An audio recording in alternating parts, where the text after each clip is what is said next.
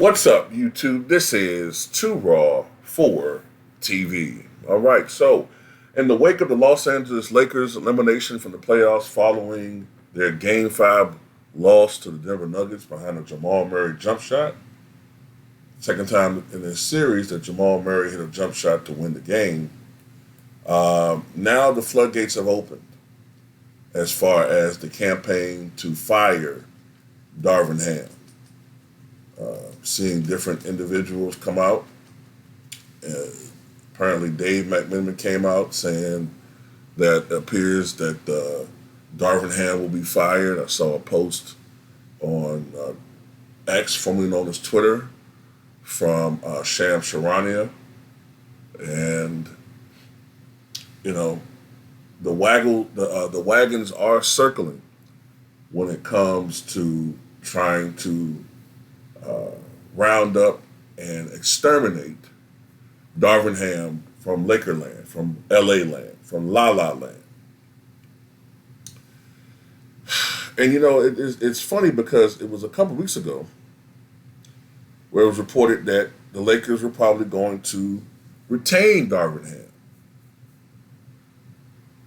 And apparently, according to those reports, or that report, despite the fact that LeBron James has been whining and complaining and bitching and moaning to have him fired,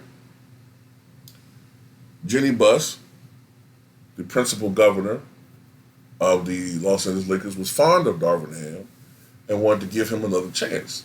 I mean, this is still the same guy that took this team, which was a 7th seed last year, all the way to the conference finals. Think about this.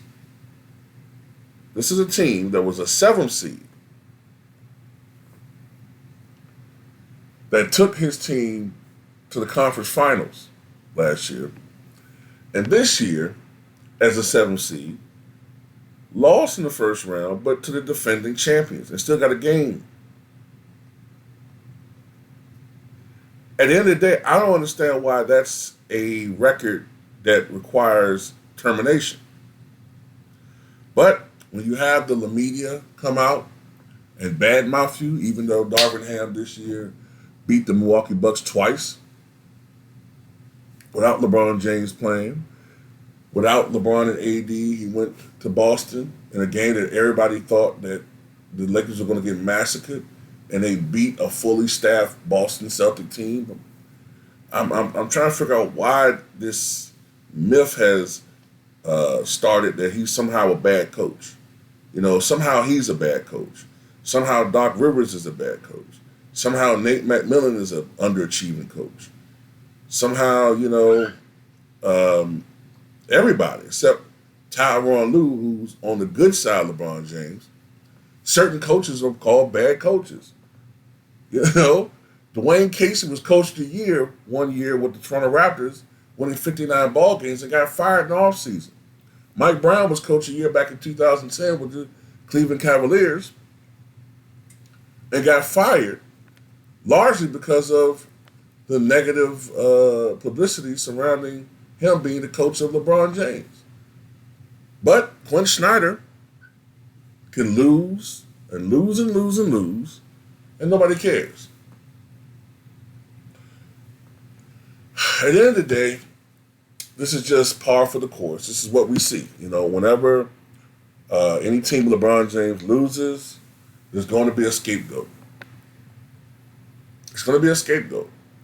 One year, it was, when he first got there, the issue was Kyle Kuzma. He's not serious. He's not taking the game, seriously and all of that, Then once they got AD, they won the championship that year.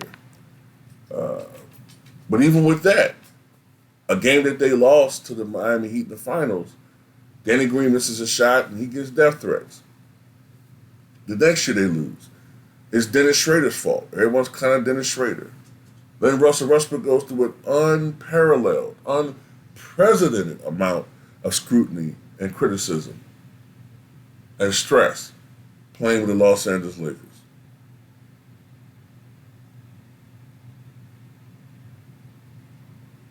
Then last year,